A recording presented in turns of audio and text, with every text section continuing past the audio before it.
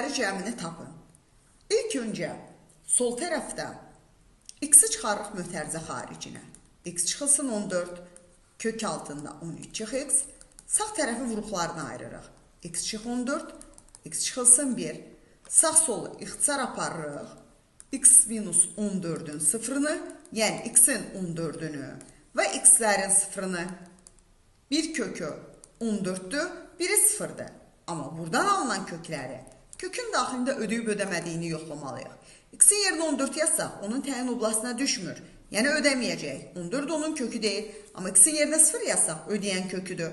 Yəni təyin oblasına daxil olan köküdür.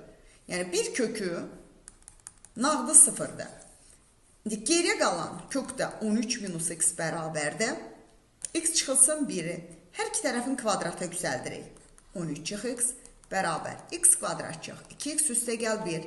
Yəni x kvadrat çıx x minus 12 bərabər 0-dırsa, vuruqlarını ayırsaq x çıx 4, x üzərinə gəl 3 bərabərdir 0-a. Ya x-imiz 4-dür, ya mənfi 3-dür. X mənfi 3 ola bilməz. Nəyə görə? Onda kök mənfi ədədə bərabər olar. Amma x-in 4 qiyməti tənliyi ödəyən qiymətdir. Yəni buradan aldığınız cavabı da burada yerinə yazıb ödəyib ödəmədiyini yoxlamalısınız. İkinci kökü də 4-dürsə bizdən də kökləri cəmi soruşulur. Cavab Y variantı.